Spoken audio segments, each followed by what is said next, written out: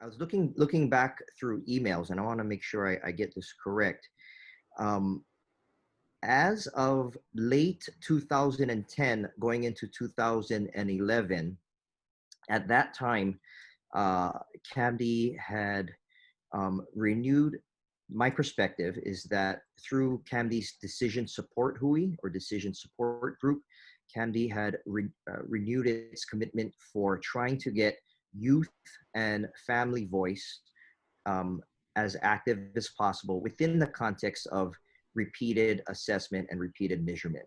So prior to 2010, 2011, my understanding is that for quite some time, there had been a larger quarterly eval around the CBCL at that time, and that was seen as a little bit longer. And the decision support HUI, or the decision support group at that time, in late 2010, going into 2011, was looking for a shorter measure that could be administered in an ongoing routine sort of feedback monitoring process way. And that was to build on the outstanding work and infrastructure from leadership such as Dr. Leslie Slavin and Scott Shimabukuro, related to other infrastructure efforts such as the CAFIS, which is given every quarter by our care coordinators, as well as the MTPS, which was given, which is filled out by our providers every month. And now we all know it's the TPS, or given every session. So at that time, there was a big, through Leslie's work, and I think Marie Vorsino was the head at that time. I think Kaylee, I think Maddie, I forget exactly who was on there, but the decision support HUI right now contains folks like Leslie, Scott, Derek, Trina, Puahi, Maddie, David, Jackson, Max, Tina, Linda, Dana, and Lucinda. I think I might be missing somebody. I'm sorry. But long story short, the group at that time wanted a shorter measure that could be given in an ongoing basis. The Ohio scales was one that was identified, developed in the public sector.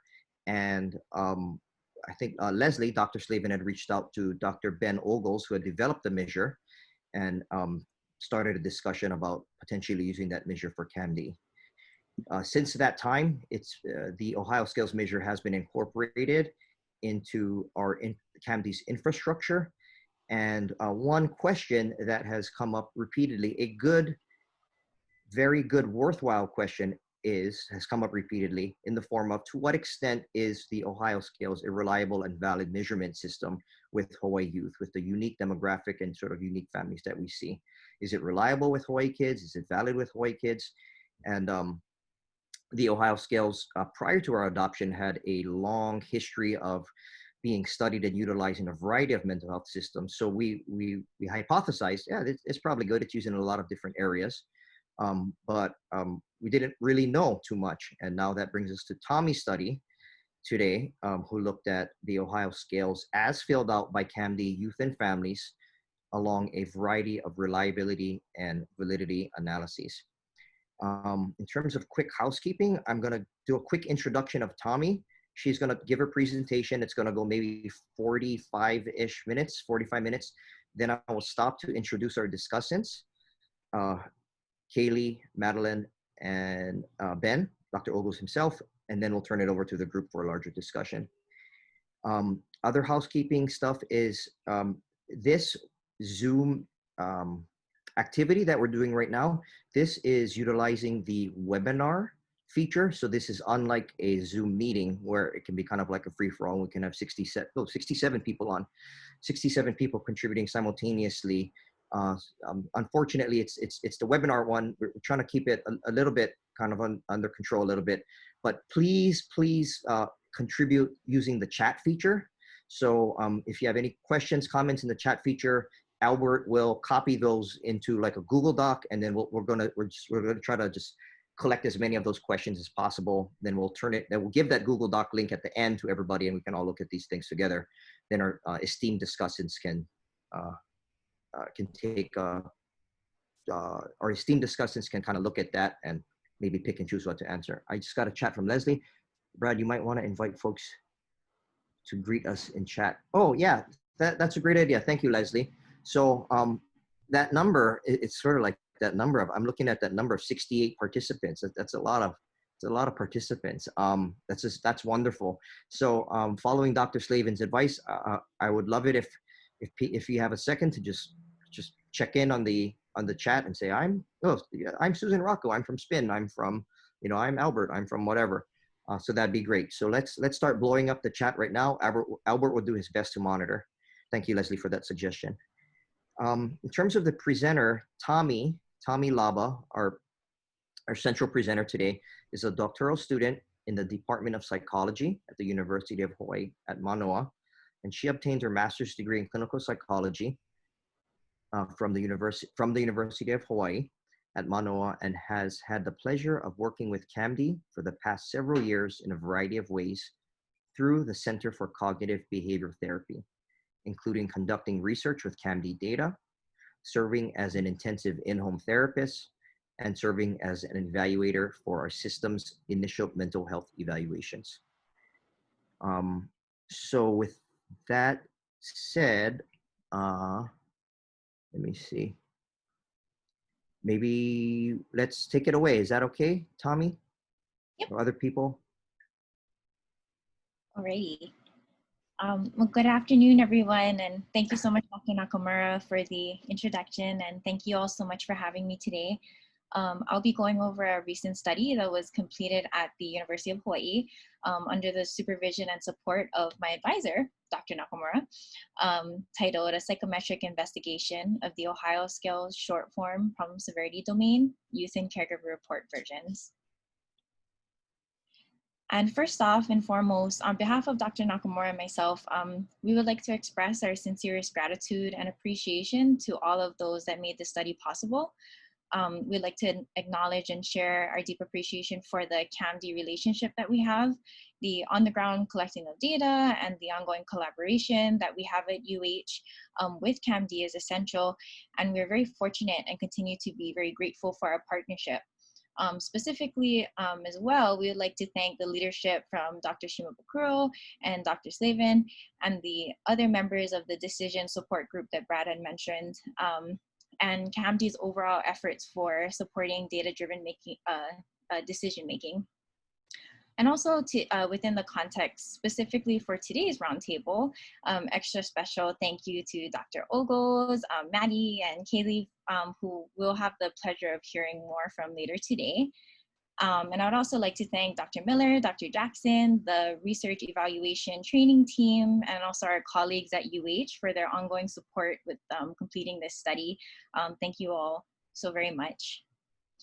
So, to give a broad overview of the agenda this afternoon, I'll be going over first the background to the current study, as well as the aims, method, analyses, results, and discussion points. Then I'll briefly talk about study limitations, future directions, and other potential implications moving forward. Then we'll get a chance to hear some thoughts and feedback from our three discussants. And as Brad mentioned, I also wanted to just give another reminder through this presentation. Please feel free to use that Zoom chat feature to let us know if you have any questions or comments that come up throughout today's presentation. So to give a little bit of a background behind this study that many of you may be familiar with, Dr. Nakamura mentioned a few here. So just for those who might have been coming in a little bit after, I first wanted to zoom out and mention ongoing treatment progress monitoring.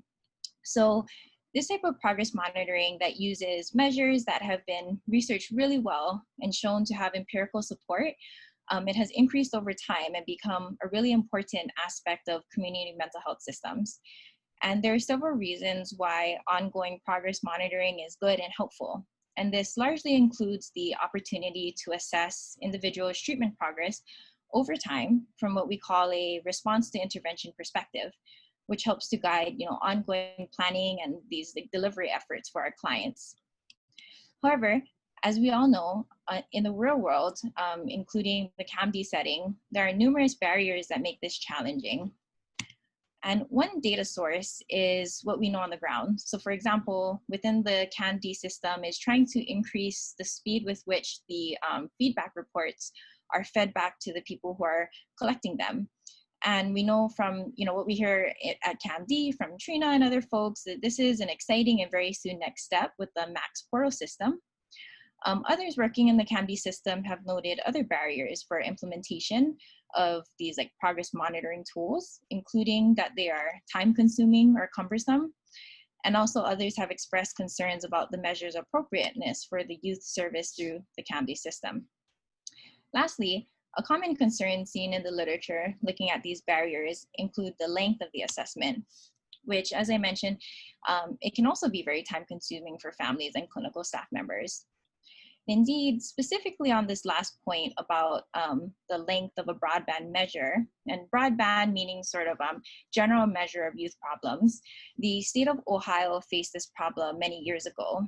And that is, balancing brevity, the pragmatic reality of giving a short measure against thoroughness and quality of measurement. And toward that goal, the Ohio scales were developed in a partnership and joint effort to assess and serve children and families in the public mental health system in Ohio. And in fact, as Dr. Nakamura mentioned, we have the good fortune of having the leader of that initiative here today, Dr. Benjamin Ogles. And thank you again so much, Dr. Ogles, for coming today, of which we'll have the pleasure of hearing some of his thoughts later in today's presentation. So getting back to the development of the Ohio scales, Dr. Ogle and his group, they initially developed the first version of the Ohio scales, or the original version, that included 4 larger domains. And for this study, though, we looked specifically and only at the problem severity scale. And actually, I don't know if people know, but a fun fact is that the first version of the problem severity scale, of which we're using, was actually 44 items. And it was shown to be a good and reliable measure. However, after the initial validation studies took place, some folks were saying, 44 items, that's still too long. And they wanted to reduce it even further. And from this effort, an even shorter form emerged, which is referred to in the literature as the Ohio scale short form. Within this version, the problem severity scale was shortened to 20 items. And this is the version that we are using today. And over the past few decades, a wide variety of studies looking at different ways of reliability, can this measure be given repeatedly and measure what it's supposed to measure? And also validity, is this measuring what it's supposed to measure? Have been performed, and generally speaking, the Ohio scales have been shown to be a reliable and valid measure in a variety of different systems. However, there is some conflicting evidence, as we'll get into more today, about does the Ohio scales actually measure 3 things, that's externalizing, delinquency, and internalizing, or does it actually measure 4 things of externalizing, delinquency, anxiety, and depression? And we'll get into identifying these subscales in a little bit, but for the most part, there is overwhelming evidence that this is a good scale. And Brad and Dr. Nakamura had mentioned earlier, intersecting with, CAMD's efforts. Around 2011, CAMD, had renewed its commitment to parent and youth voice and ongoing assessment, and began integrating the Ohio scales into its workflow in 2014. And this took place in the form of asking youth mental health case managers, referred to here in Hawaii as care coordinators, to give this measure to parents and or youth on a monthly basis. So stepping back big picture, we have this really good measure, but from a cultural and ethnic diversity perspective, one important question remains to be answered, and that is, to what extent does the previous research on the reliability and validity of the Ohio scales fit with youth here in Hawaii? All of the published studies out there, and importantly, the development sample of the Ohio scales, differ pretty significantly with regard to the ethnic and cultural background of the youth serviced here in Hawaii. And now that doesn't necessarily mean it doesn't work, but it is an empirical question for us to try our best to answer. So that is where this study came into play. And at a more micro level, we examined the extent to which youth here in Hawaii are responding in ways that the Ohio scales is meant to be used from 6 different perspectives or aims of the current study. So with regard to these aims, aim 1 concerned what we call factor structure. But basically, that means we looked at our youth and caregivers in Hawaii giving answers to the problem severity scale in a pattern that fits more along the lines of the 3 subscales we talked about, or more along the lines of that 4 subscales I had mentioned. Aim 2 branches off of the first aim by looking at the internal consistency or the reliability of the subscales. And this helps to understand how specific items within a subscale are hanging together. For example, do questions from the externalizing subscale have similar scores to each other?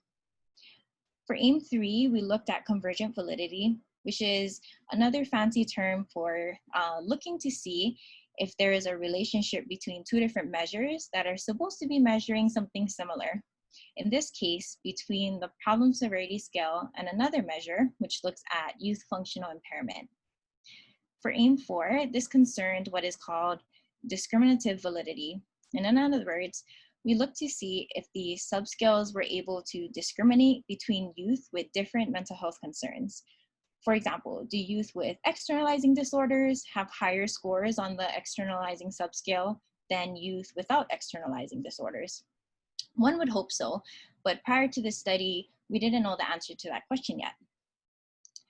Aim 5 looked at youth caregiver-rater agreement, and here we wanted to see if youth and their caregivers are giving similar responses to each other. So for example, we wanted to know if a youth scored themselves highly on the externalizing subscale, did their corresponding caregiver also similarly score them highly on the externalizing subscale? And lastly, for aim 6 involved looking at sensitivity to change. So here we wanted to see if the problem severity scale was able to pick up on changes in youth's symptoms as a result of them receiving treatment. So for example, if a youth is receiving treatment and they're improving, do their problem severity scale scores also reflect or show that improvement? And just as a side note, kind of more broadly, before we get into the study, for each of these aims, we looked at youth responses separate from caregiver responses. Of course, though, with the exception of aim 5, where we looked at youth and caregiver responses together to look at their levels of rater agreement. So participants in this study were youth and caregivers receiving services through CAMD between January 2014 to December 2018. And zooming out, what we wanted to do was we wanted to consider 2 things for our study participants. One, we wanted to be maximally inclusive to get as representative of a sample of CAMD youth as possible, but we had to balance that against the completeness with which youth and families filled out their data. So we're looking for nicely completed problem severity forms by youth and their caregivers. And depending on the aim, we sometimes used youth alone, sometimes used caregiver alone, and sometimes we used both youth and caregiver together. And thus, balancing being as inclusive as possible and getting high quality data, we ended up with a total of 1,125 youth, and 96 of these youth had only youth report data, 714 had only caregiver report data, and 315 of these youth had both caregiver and youth report data. So regarding our goal of balancing wanting good quality data and being representative of the CAMD sample, I think was more or less accomplished. So for example, for the 1,125 youth, consistent with what we see in CAMD, more than half of these youth were male between the ages of 5 to 18, and were largely treated for depressive, disruptive behavior, attention, or adjustment problems, and also consistent with what we see with CAMD youth. The more frequently reported ethnic groups were multi-ethnic and Native Hawaiian or Pacific Islander.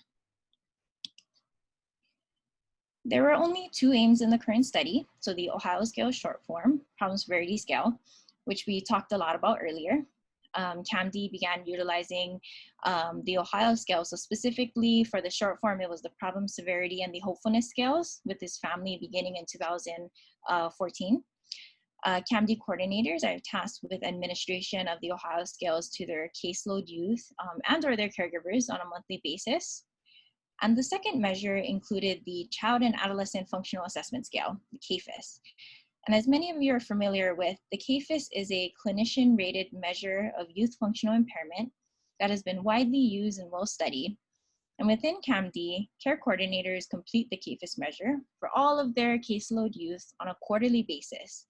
And for the current study, we really wanted to capitalize on CAMD's existing good practices for routinely assessing functional impairment for their clients. And so as you will see when we get to AIM 3, we utilize this measure for our convergent validity analyses. And as a quick preview or placeholder to keep in the back of your mind in interpreting the results later, I just wanted to mention that for the two measures, higher scores mean more impairment. So for the problem severity scale, specifically, higher scores mean more symptomology, and for the CAFES, higher scores mean more functional impairment. So before I get into the analytic procedures, results, and discussion per AIM, I just wanted to mention again, as I shared in the introductory part of this presentation, that big picture, this study aimed to help answer the question, does the problem severity scale perform reliably and validly with Hawaii youth? Regarding AIM 1, confirmatory factor analysis. Stepping back, of the 6 aims in the study, the biggest thing we wanted to try and figure out was how the pattern of responses from youth and caregivers were clustering. And the reason for this is that for the 20 items on the youth report and the caregiver report, we have some conflicting camps or perspectives on this. So some previous researchers are saying that the 20 items, that they break up into 3 subscales of externalizing, delinquency, and internalizing. And others are saying, no. They break up into 4 subscales of externalizing, delinquency, anxiety, and depression.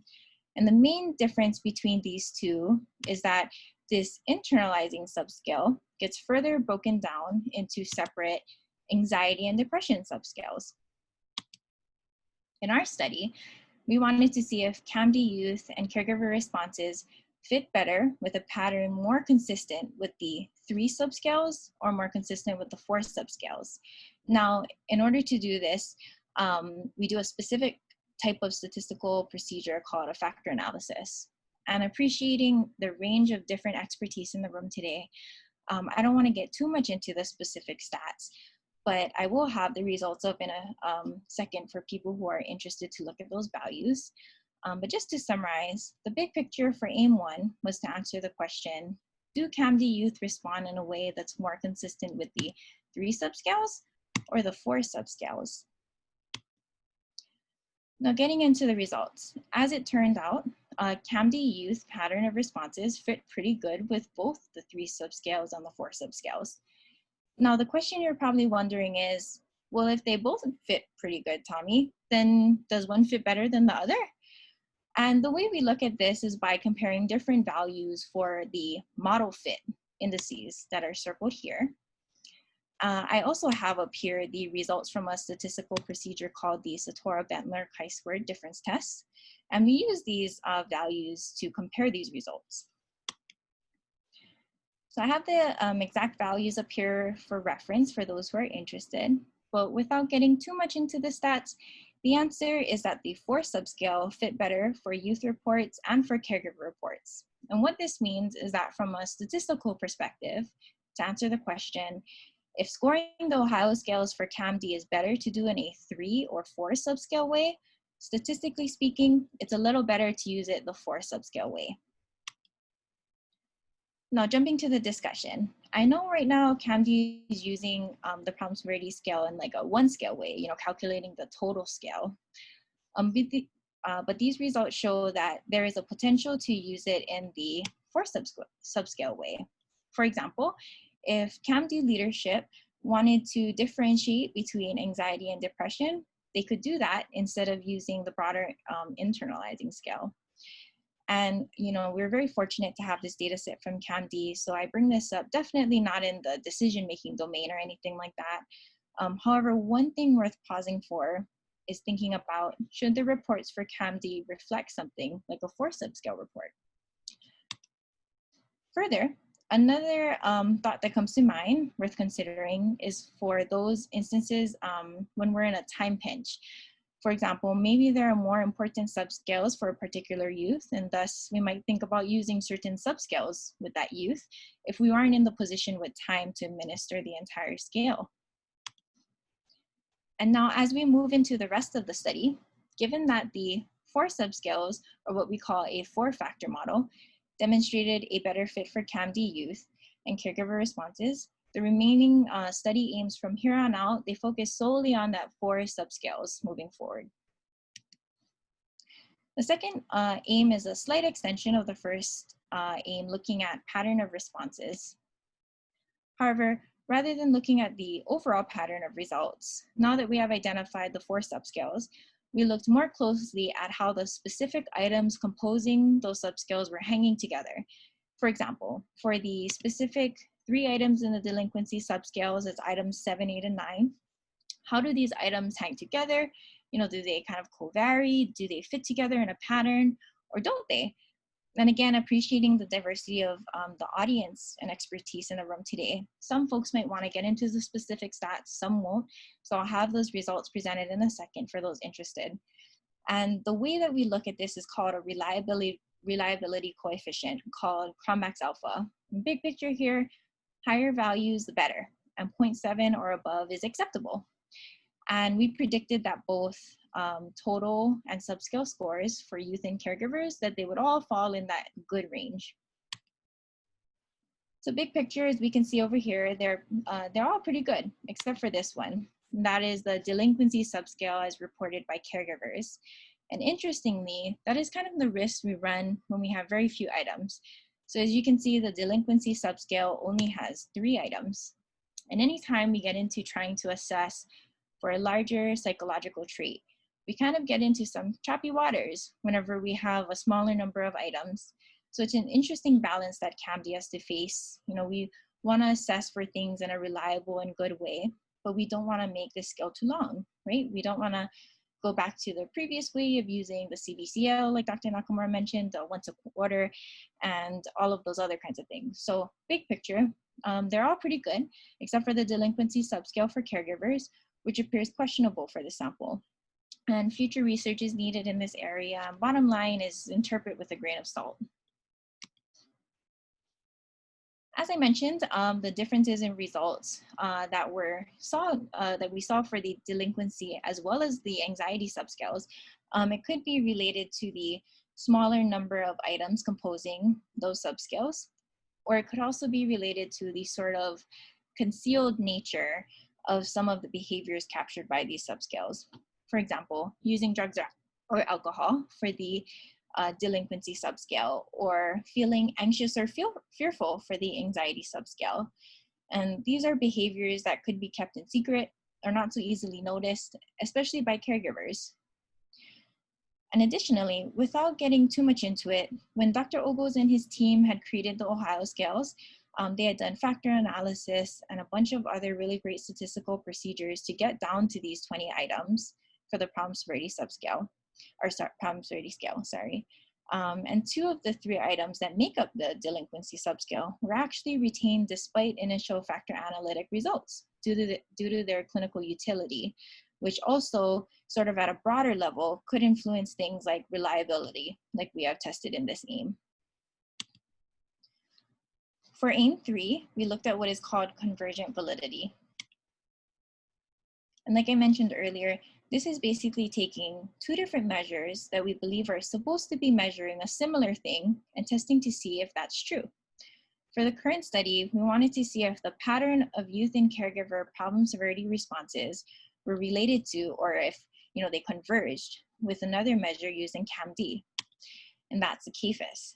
Now, even though they're measuring 2 different things from 2 different people, for example, the CAFIS is looking at functional impairment, looking at functioning, from day to day, and from the mental health professional's perspective. And the Ohio scales is measuring symptomology from the youth or caregiver perspective. However, despite that, we would expect that these measures kind of relate to each other, not perfectly overlapped, but that they would relate. Meaning, the more functional impairment you have, the more symptomology you'd report. And the way that we look at this is through what is called zero-order bivariate person-product correlations. The big picture for this procedure is higher values, the better. And there are specific guidelines that we use to understand how strong the relationship is between these two measures. And without getting too much into it, this is called the effect size, and it's measured using Cohen's guidelines for R, which tells us about the strength of the relationship that we're looking at. For this particular aim, we're mostly interested in how the total scores of the problem severity scale and the CAFES measure were related. But we also looked at the relationships between the identified 4 subscales and the CAFES subscales exploratorily and didn't give any specific predictions prior to looking at these relationships. With regard to both the CAFES and the problem severity scale, there are subscales that reflect more externalizing versus internalizing symptoms. Before we move forward, I wanted to briefly describe what this table represents for those who are interested in those exact statistical values that we found. So here the green cells highlights externalizing relationships between these two measures.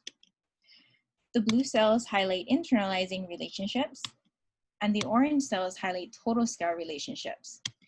You also probably noticed that there are both youth and caregiver results presented here in this table, and you're correct. So youth correlations are aligned left within each cell, and caregiver correlations are aligned right within each cell. Also, I previously mentioned it's good to keep in mind for these results that higher problem severity scores mean higher levels of problem severity, and higher CAFES scores mean higher levels of youth functional impairment. Now, getting into the results. Statistically speaking, there were differences in our results depending on if we were looking at youth responses versus caregiver responses. And what we found from a statistical perspective was that for the total scales, there was a significant relationship between caregiver problem severity scores and CAFES scores. However, when looking at youth responses, the relationship between problem severity total scores and CAFES scores wasn't as strong and only approached significance. As I previously mentioned, although not the main aim of or the main focus of aim 3, we did look exploratorily at how the 4 subscales that we identified in the first aim, how they were related to the theoretically related subscales of the CAFES measure. And again, without getting too much into the stats, the pattern of informant responses for these 2 measures showed that there was a significant relationship between the internalizing subscales of the problem severity and CAFES measures. Now, looking at the relationship between the externalizing subscales of these measures, there was more variation in findings depending if we're looking at youth versus caregiver responses. And again, these were additional statistical procedures we ran and were not the main focus of the third aim. But big picture overall is that when comparing youth and caregiver problem severity responses to CAFES scores, results pointed to a relationship between those internalizing subscales while having more of a variation when it came to some of these externalizing subscales as we see here. Additionally, overall, caregiver responses had more statistically significant relationships with CAFES responses compared to youth results. And excitedly, these results overall, they comport with a study that Dr. Obos had forwarded to Dr. Nakamura and I, where similar results were found in a study with a portion of the California County Children's Mental Health Programs. And now jumping a little more to the discussion for this aim, one possible explanation for the results may be related to informant type and or the differences in constructs being measured. And what I mean by this is that there might be something about comparing 2 adults' responses, so that's caregiver and a care coordinator, versus youth and their adult informant. Additionally, the problem severity scale and CAFES, they measure different yet related constructs, so including youth problem severity compared to youth functional impairment. And this might have a different influence for youth responses than it does for caregiver responses. Additionally, it is also important to highlight and consider that the youth and caregiver sample sizes were relatively small compared to the overall number of youth that were included in the current study.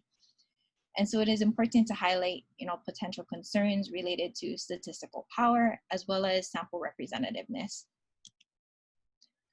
The fourth aim of the current study looked at what is called discriminative validity. Big picture here is that we wanted to see if there was a difference in responses for youths with certain mental health concerns. So for example, we're expecting that a youth with an externalizing disorder, like say ADHD, that youth would score higher on the externalizing subscale compared to other youth who do not have a diagnosis of ADHD. And the way that we looked at this is through what is called paired sample t-tests. And big picture here is that by using this statistical procedure, we can compare two different groups to see if there's a significant difference between them. And referencing back to my earlier example, one group would be youth diagnosed with ADHD, and then the second group we're comparing would be youth without a diagnosis of ADHD. So big picture, we look to see if there is a significant difference in subscale scores for youth with and without certain mental health diagnoses. And similar to aim 3, t-tests, they also use specific guidelines in the form of an effect size to understand how meaningful the difference is between the two groups.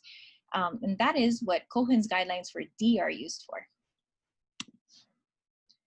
So for those interested, in this table, yellow cells indicate significant findings. And similar to the previous table, youth results are aligned left and caregiver results are aligned right within each cell. So as you can see, although the results varied somewhat by informant type again, problem severity subscale scores were for the most part able to tell the difference or discriminate between youth with and without certain mental health diagnoses. What the yellow cells tells us is that youth with the specific diagnosis, that they scored higher on that specific subscale compared to youth who did not have that diagnosis. As you can see here, across the different subscales, caregiver responses across the board were able to discriminate between youth with and without certain diagnoses. However, regarding youth responses, these results varied a little more. For example, as you can see here, the externalizing subscale was only able to discriminate between youth with ADHD, but not for youth with disruptive impulse control and conduct disorders. For the delinquency subscale, youth with disruptive impulse control and conduct disorders, as well as youth diagnosed with substance-related and addictive disorders, scored higher on the delinquency subscale compared to other youth without these diagnoses. Interestingly, there were no significant differences between youth scores on the anxiety scale for youth if they were diagnosed with anxiety disorders or trauma and stressor-related disorders. And lastly, as you can see here, youth diagnosed with a depressive disorder scored significantly higher on the depression subscale. One possible explanation for the poorer performance that we just saw with regard for the youth responses specifically is that the youth report sample was slightly underpowered, which is another way of saying that we had less than the optimal number of participants that needed to reach a statistical finding. And when a study is statistically underpowered in terms of participants, it is possible to reach statistically significant findings, but it is also harder to do so. And thus, these discriminative validity results involving the youth report scores should be interpreted with caution. Regarding the fifth aim, the main goal was to see if there was a relationship between youth responses and their respective caregiver responses. That is, for any of the given subscales, were there similarities or agreement between youth and their respective caregiver when they entered the CAMD system? And referencing back to the example I gave earlier, so if a youth scored themselves highly on the externalizing subscale, we would expect that their caregiver would also similarly score them highly on the externalizing subscale.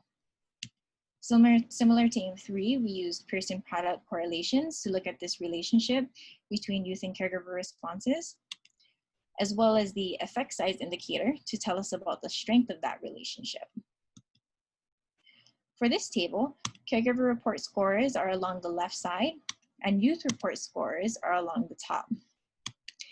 The diagonal yellow line also indicates the key relationships that we're interested in.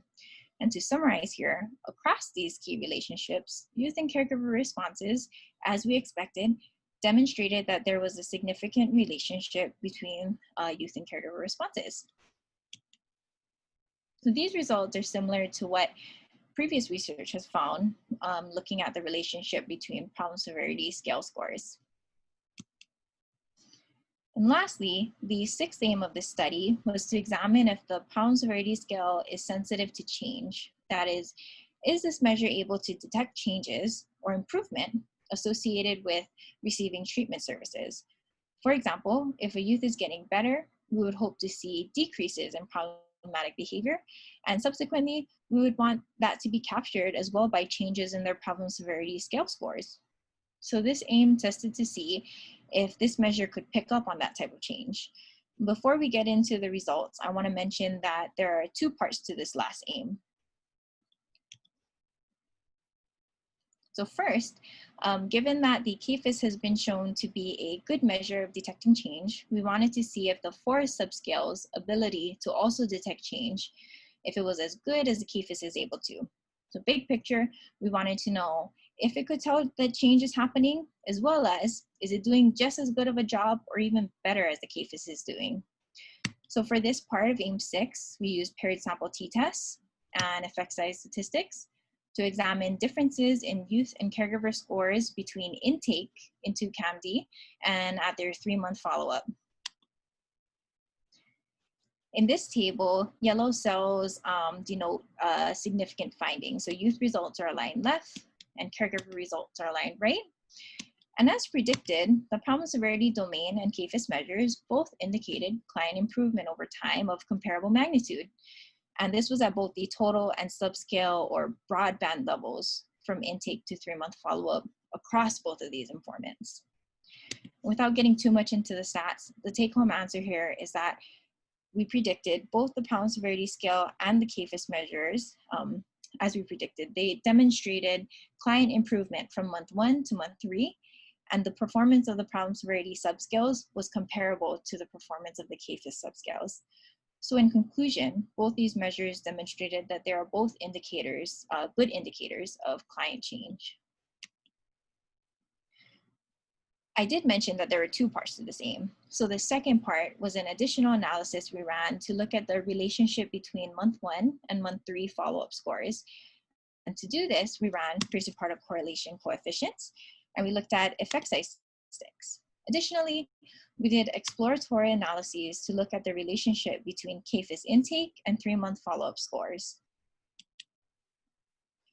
As you can see here, for both youth and caregiver reports, significant and positive relationships were demonstrated between month 1 and month 3 follow-up for both the problem severity scale and the CAFES measure. And taken together, results across both the paired sample t-tests and the second part, the person product correlations, are consistent with the previous literature. So before moving on to my study limitations, I would like to pause really quick and go over my study findings from more of a bird's eye view. So regarding aim 1, there was strong support for a 4-factor structure across informants. Regarding aim 2, there were also support for the problem severity scale's reliability, with only the caregiver report delinquency subscale falling in the questionable range.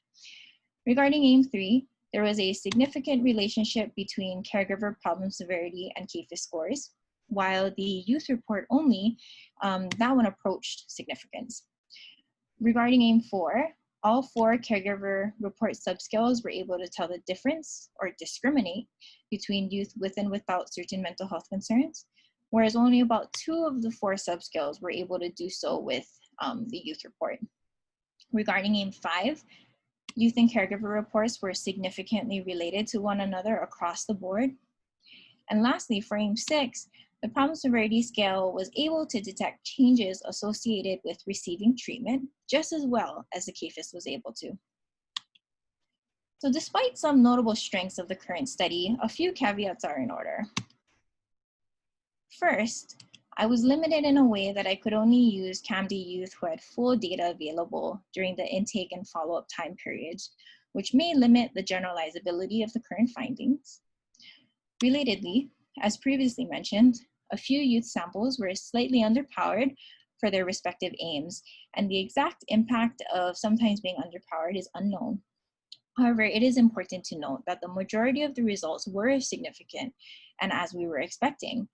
Also, while I do not know the extent to which the current sample is representative of public sector youth more broadly, the sample was similar to the general CAMD population along a variety of parameters. For example, slightly more than half included youth that were male, mainly multi-ethnic and Pacific Islander, had a mean age of approximately 13, and were largely treated for depressive or disruptive behavior concerns. An additional potential limitation relates to the unknown factors that might have influenced participant data completion. More specifically, while all CAMD coordinators are tasked with monthly administration of the problem severity scale to youth and their caregivers, data collection efforts appear to have varied. For example, the Ohio scales has been given or administered in different settings, including in the home or sometimes out in the community, also under different formats, including in person or over the phone. And the extent to which this type of variability may have affected or not affected my study results remains unknown. Lastly, a fourth limitation includes potential underreporting. And without getting too much into it, generally speaking, youth and caregiver scores were a little lower on average than sometimes seen in other places, and also in comparison to the high levels of impairment that we typically see for CAMD youth. Like other research studies though, this might bring up more questions in future areas of study. For example, the longitudinal performance of this measure, and also the performance of it with more fine-grained diagnostic categories. Regarding forthcoming work in this area on the ground at CAMD, I believe that the Ohio scale scores over time will be incorporated into a variety of dashboards on Maps, aimed at facilitating data-driven decision-making for both providers and clinical leads. And I'll let CAMD leadership speak to this and other exciting ideas during their section in a few minutes. With regards to future research, CAMD's research and evaluation training team, headed by Dr. Miller and Dr. Jackson, and including all-star staff like Max and Johnsy and Holly, I think have a variety of exciting efforts in the work. For example, can the 20 items on the problem severity scale be reduced in length in some way without sacrificing its reliability or validity? Maybe the measure might even perform better if scored in some dynamic way, with subsequent questions changing depending on how earlier questions were answered. We also talked about clustering of items hanging together in terms of those factors that I presented in this study. You know, remember the factors of anxiety and depression and so forth. So what about clustering of response patterns of youth? Maybe there are different subgroups of youth within our system that respond in certain ways. For example, a cluster of youth high on anxiety and depression, but low on delinquency and externalizing. If such group exists, how might membership in these groups predict longer term outcomes and have implications for CAMD support efforts? These are just a few examples of forthcoming research ideas, and we have RET folks here that can talk more about this if folks have questions later.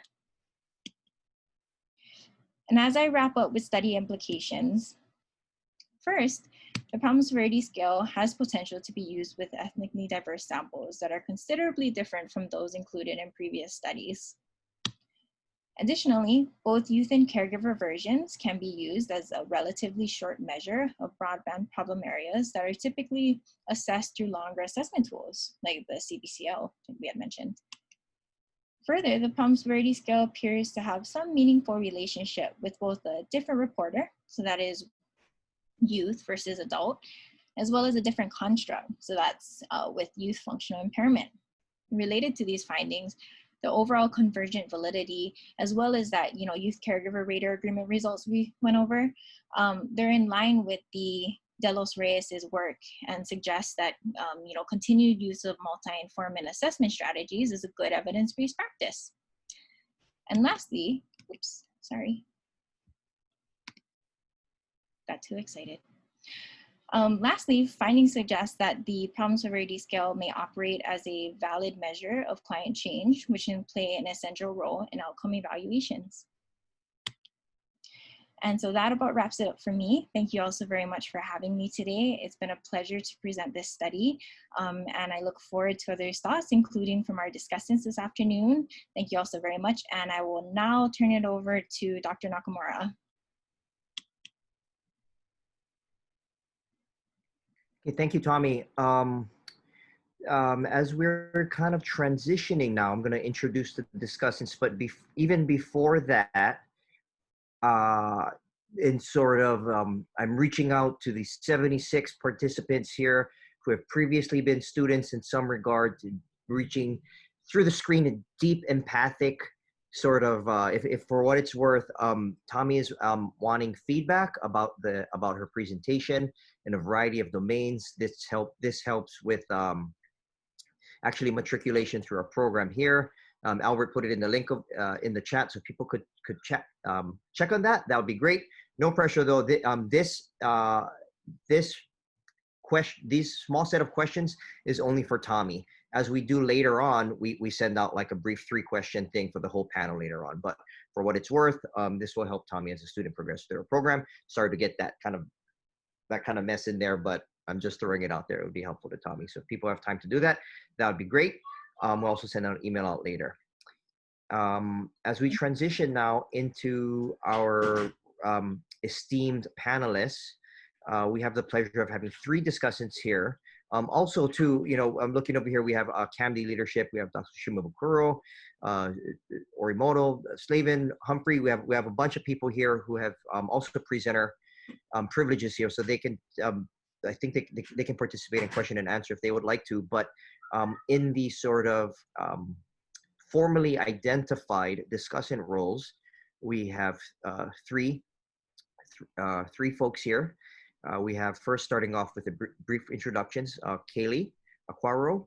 Kaylee is the Child and Adolescent Mental Health Division Neighbor Island Services Branch Chief and is based on the Big Island. She got her master's degree in clinical psychology from UH Manoa. She's worked for CAMD for 22 years and has been a care coordinator, a mental health supervisor, and a center chief before stepping into her current position. So thank you very much, Kaylee, for participating as a discussant today. Next up, we have Madeline Hiraga Nuccio. Maddie is currently the center chief at the Kauai Family Guidance Center. She holds a master's degree in social work and has worked in the areas of corrections, youth services, community clinic healthcare, and mental health since sometime in the previous century. Those are Maddie's words, not mine, just so I don't get attacked. Those are Maddie's words. She is a member of CAMD's Decision Support Hui that works on identifying tools for data-driven decision-making and supporting their implementation throughout the division. Last but not least, we have Dr. Benjamin Ogles, and he is a clinical psychologist and professor of psychology at Brigham Young University, where he currently serves as the Dean of the College of Family, Home, and Social Science.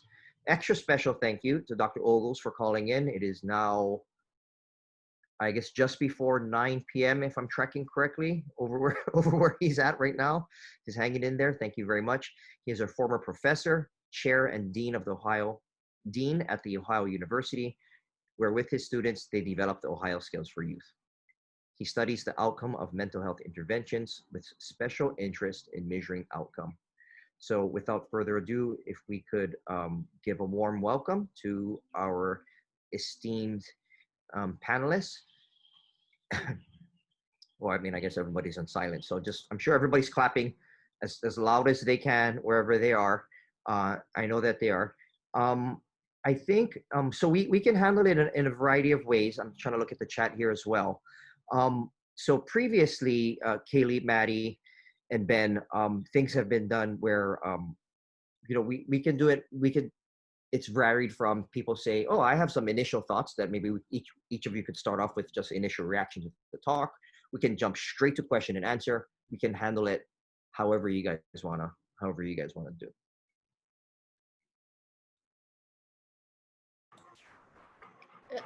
I just want to say that being a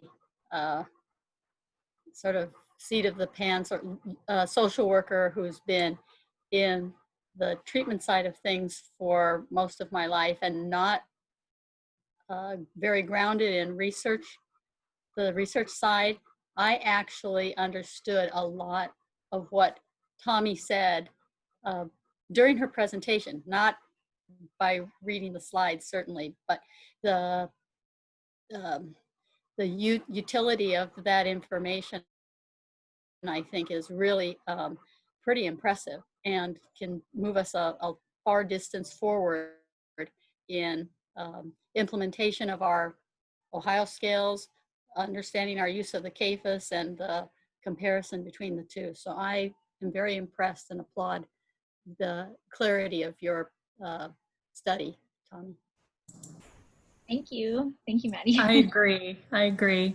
Yeah, and I think for me, you know, a couple of, maybe not last summer conference, but the summer conference before, I don't remember anymore, but Scott actually talked to all of our employees about understanding the meaning behind the different activities that they do and why what they're doing is meaningful. And that when people understand that, it's easier for them to do the things. It feels more important, it's more rewarding. And so for sure, my initial take home from what you presented to us today is, I know that people have had questions about, you know, does this, you know, can we generalize this to Hawaii kids? Why do we have to do this every month? Is it too often? Is it too long? You know, all the questions that you brought up. And I think what's really important about what you were presenting is that, yes, it is good data for us to collect on our youth, and that by having the provider perspective, the care coordinator perspective, the youth perspective, and the caregiver perspective, and understanding how those reports relate to each other and what it means clinically when they agree or don't disagree on a number of items is really important for us moving forward as we get better at doing clinical oversight and making data-based decisions. And so I'm really hoping that this will kind of parlay into CAMD having a discussion about what can we do with this data to turn into training for clinical leads and care coordinators and mental health supervisors, so that when they are looking at this actual data in case review, oh yeah, and we want to be able to see all this data in Max, that's a given. But when they are actually using all this data in case review, it's meaningful and it's telling them something and it's helping them make good decisions. And so to me, this could be a really great beginning of training our folks on how to use the data that they're collecting on a regular basis, and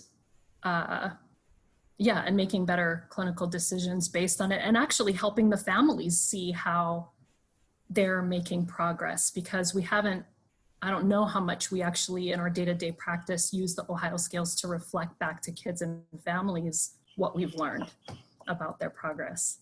So thank you, Tommy. Really, really well done and super important information for us to have.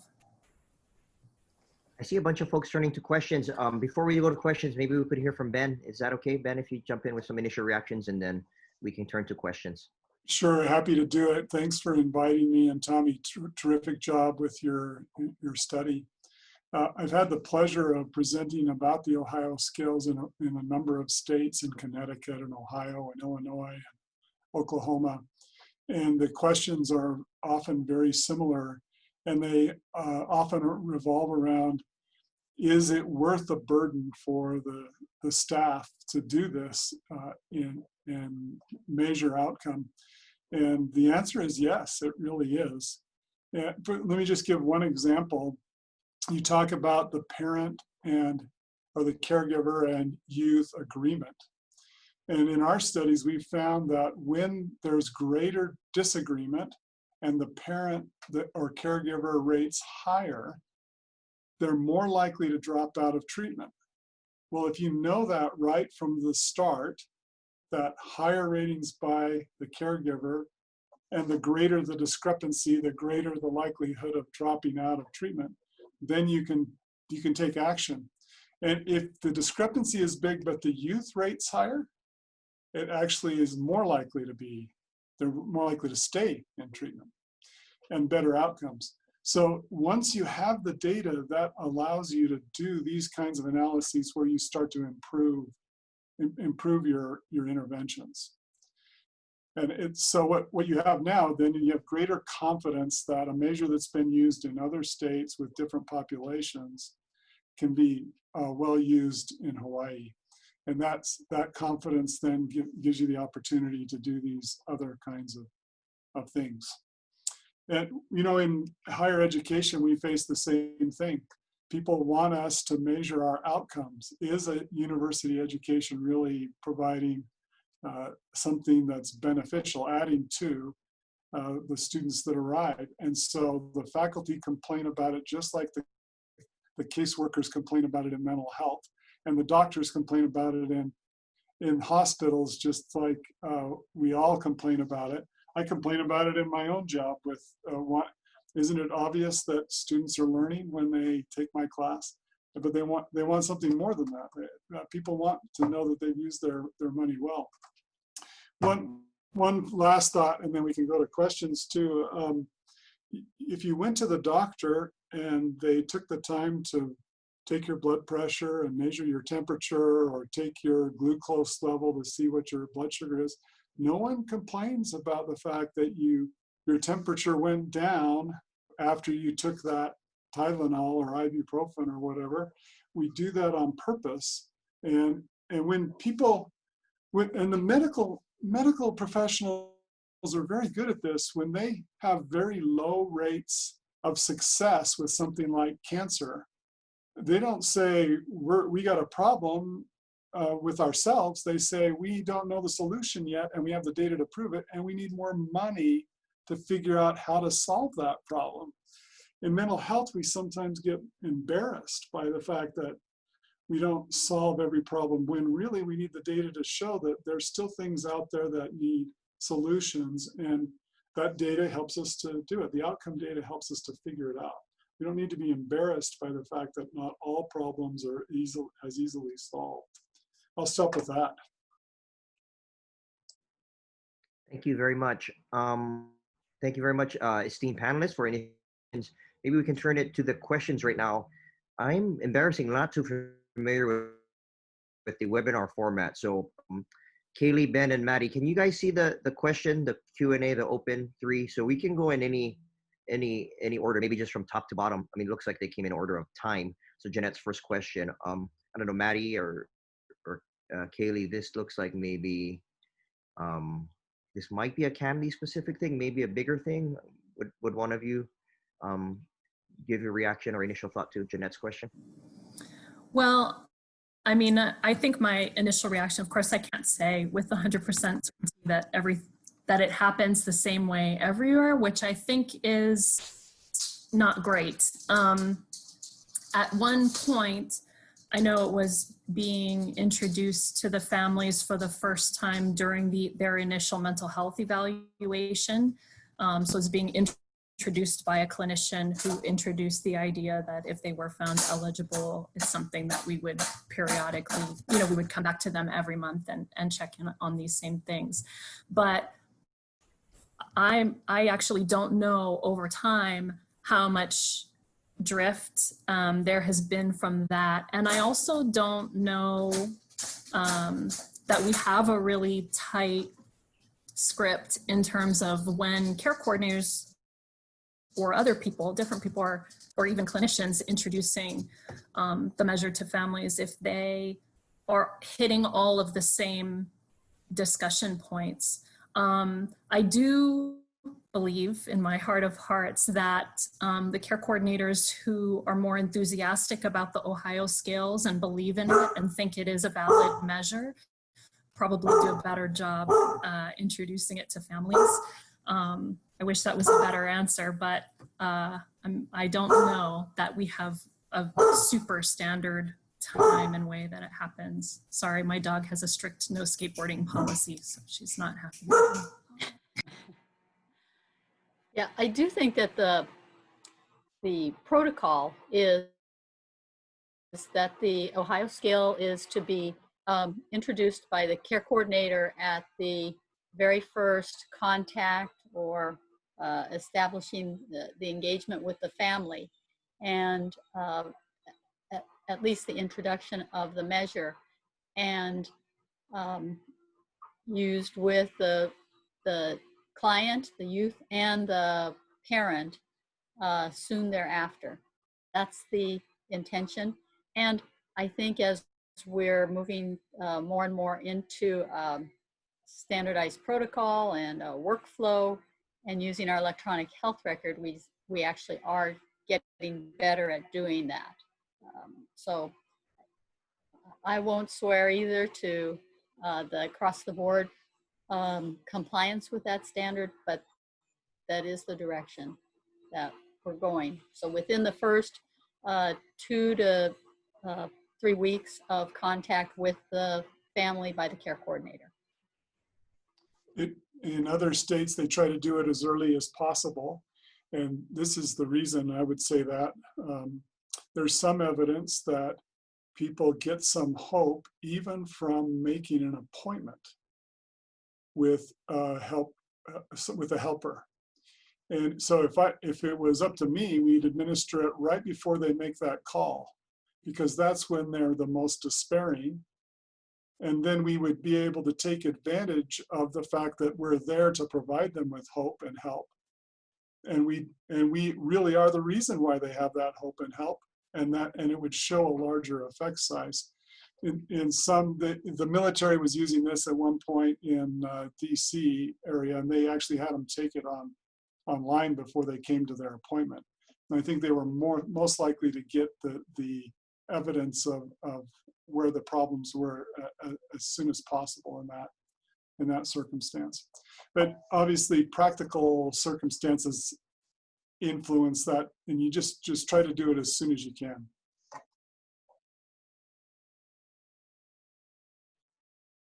Wonderful. Thank you very much. Maybe we can move on to more questions. More questions are coming in. Comment.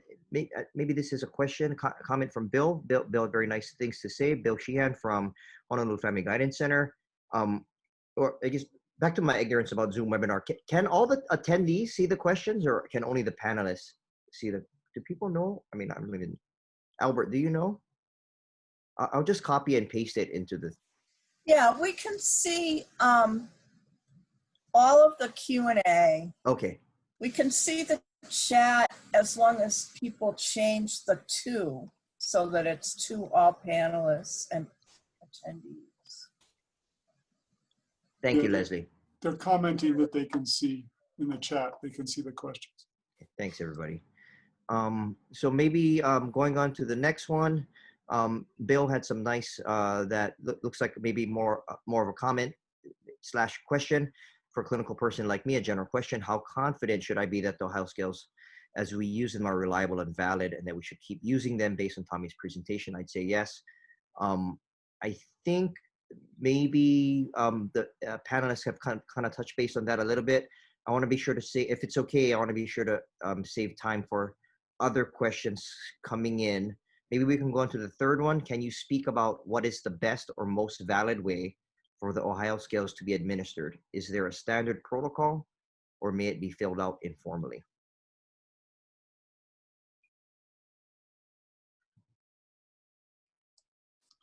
It only needs to be standardized when it's a research protocol. But in other states, people are using it where they administer it on the phone, they administer it in person, they read it for people who don't have the reading ability and mark the questions down for them. All those methods can be used.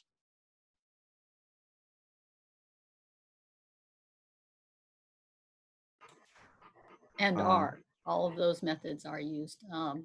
by care coordinators, at least in the guidance centers that I know of. Thank you. Moving us along, we have the good pleasure of questions coming in formally through the Q&A, but then also the chat as well. Let me see. So we got a question in the form of Q&A from Laverne, both in the Q&A and then from the chat. Maybe we can go with both then, a two-part question. So the one in the chat or the one in the Q&A, how about inclusion of, oh, I'm sorry, they're the same, my bad. How about the inclusion of service provider complete form along with the youth and caregiver MHCCs? Is this being done in other sites? That is, to what extent should a mental health provider, a therapist, be filling out the Ohio Skills? Maybe we can turn it over to Family Leadership for this one. Any thoughts on that or that direction or anything? Well, this is Leslie. There is a worker form of the Ohio Scales that, you know, is pretty interesting, and we've looked at the possibility of using it somewhat.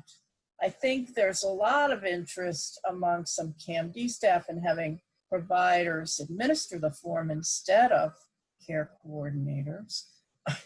But at this point, we're not asking providers to do anything with the Ohio Scales.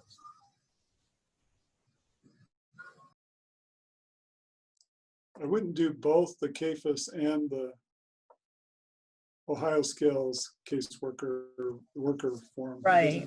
Doesn't make sense to do both. And I think there is some advantage to having the sort of different perspective of functional impairment, especially when you already have people that are used to doing it.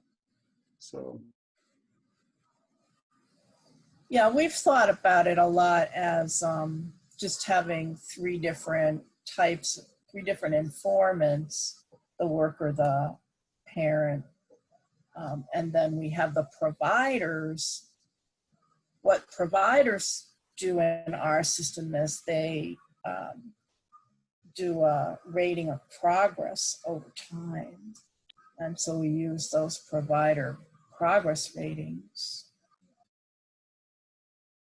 Thank you. Maybe we can go on to Leah's. If I'm tracking, got a question from Leah Williams over from Honolulu Family Guidance Center, and then from Trina. We'll start with Leah's one first. Was the Ohio scale tested with folks of different cultures? Maybe that one is for more for Ben. I think that would be for Tommy with this particular study. She can answer that for her data. It has been tested in Ohio, in Cleveland with diverse populations there. It's been used in other states with different cultures. It has multiple language versions. It's translated into Spanish and Portuguese and several other languages you can find on the website. But for Hawaii, Tommy ought to answer. Yeah, so for our current study, we didn't collect any variables on cultural specifically, mainly just the, ethnicity groups. So we did see that Native Hawaiian, part Hawaiian, multi-ethnic categories, but yeah, not specifically on culture. Thank you. Question from Trina. This is particularly for Dr. Ogles, but Maddie and Kaylee might have great thoughts as well. What type of pitch seems to work best with youth? That is, I guess, a pitch for administration utilization of the Ohio Scales. So what type of pitch seems best to work with youth and parents? And also, thank you very much. We're so grateful for your time. What they did in Ohio actually was they developed a little quick video that sort of introduced it, and it's now it's quite dated. It would not work at all, but it was titled "It's About You," and it talked about how sharing your information will ultimately help you with your treatment. I personally like the healthcare example. When I give a pitch to someone, I say, this is like taking your blood pressure. I want to take your blood pressure every time, and then we'll track how it goes, and it will give me some information about whether you're making progress, and I'll talk to you about it. I won't just look at it and hide it from you. I'll show you where you're making progress. And most people seem to be amenable to that when they think about it in that way. Maybe you have, Maddie and Kylie, you might have ideas from what you've experienced in Hawaii.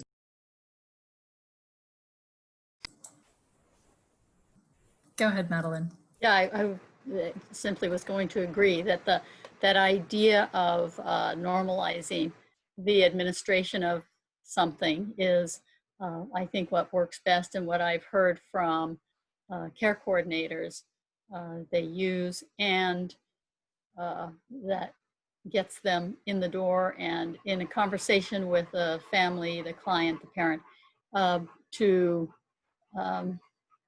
just make it part of the regular check-in process.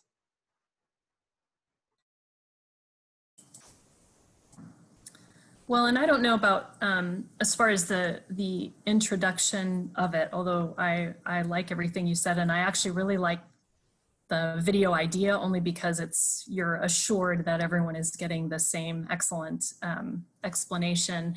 But I know some folks have talked about explaining why we do it every month, and while it may feel like things aren't changing sometimes, and like we just asked you this, or like you just did this, sometimes you might not realize, you know, how much things are changing over time or things like that. And so I have heard care coordinators talk to families about that, as like it can be,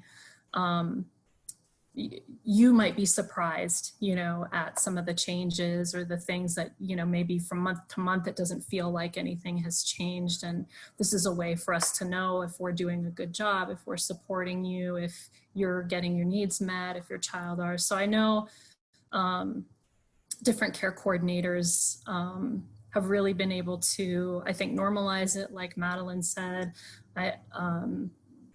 And I think the healthcare analogy is a great one for doing that, and also just helping them to see what's the benefit of it, not only for us, but in terms of feeding it back to them.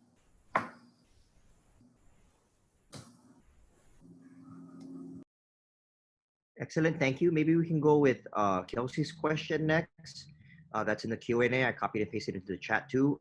You know, we'll also have CAMD leadership here. They can jump in as well, but maybe we can start with Ben, Kaylee, and Maddie. Initial thoughts on Kelsey's question there. And then also, sorry, I'm just realizing this is in the midnight hour. I'm going to read, this is being recorded. I think this is going to be made available later for CAMD staff that weren't able to come today. So if you could bear with me, I'm just going to read the question, because I think people viewing it on some link later, they won't know the question. So the question is, can you talk about the frequency of administration? We currently administer monthly. If there are particular barriers with respondents, is there a benefit of administering a particular subscale? So initial reactions from our esteemed panelists or any other CAMD leadership. Great. Well, from my point of view, there are sort of two things you're thinking about here. One is the requirements of CAMD, and the other is how you use the scales for treatment planning and progress assessment. And if you use it for treatment planning, then you could look at where the highest items are rated and say, these are things that I'm going to focus on. And you can talk to the caregiver and the child and say, does this match what you would like to focus on? So you could pick 2 or 3 items. You could pick a subscale. You could pick the total score and say, here's our goal. We're going to try and get this down to this level. And this is how we're going to do it. We're going to work on this.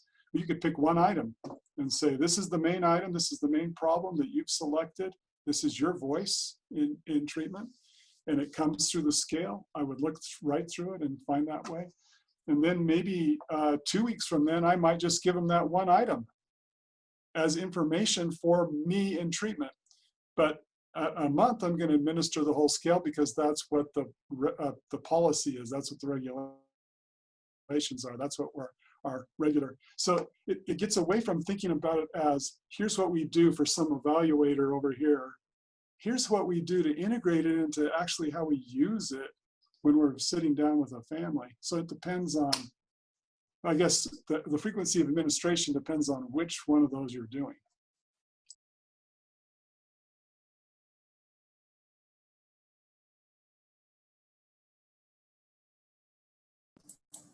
Well, I certainly love the idea of eventually getting to a place where we're using it in that dynamic and alive of a way.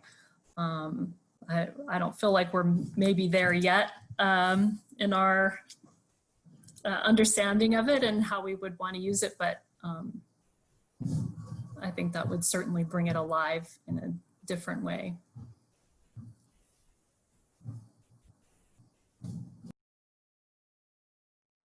Maddie or other CAMD leadership? Thoughts about that question?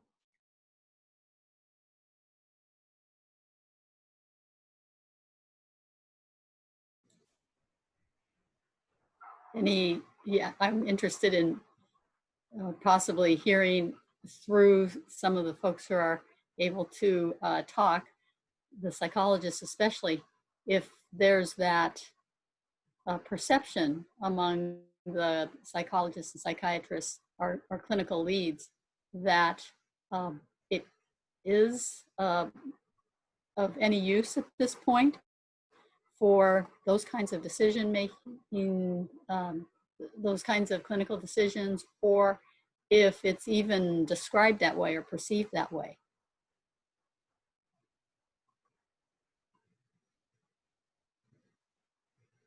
Thank you, Maddie. Just doing a time check real quick. We are at 4:23, or Ben's time, we are at 9:23 p.m. There, it's almost 10 p.m. Thank you for hanging in there. So maybe we got time for one more question. 4:24, one more question or comment from anybody? Kind of rounding it out. I guess I have two quick comments, which is, for me, I really like the idea that discrepancy doesn't mean that the measure isn't doing something important. A discrepancy actually can give you really important clinical information. And so I would love to see even using that kind of information more in case review. And I think it is really important for all CAMD employees to know, you know, your findings about that it is sensitive to change. It is helping us know what it is that we're trying to know by having this three-pronged approach to clinical outcome assessment. And so I feel like there's so much in here that we could carry forward to make our implementation of the Ohio scales so much more meaningful and impactful. So I'm really looking forward to those conversations in the future. Outstanding. Thank you, Kaylee. Maybe on that note, we can kind of transition a closing thought or two from Maddie, closing thought or two from Ben, and then we'll call it a wrap.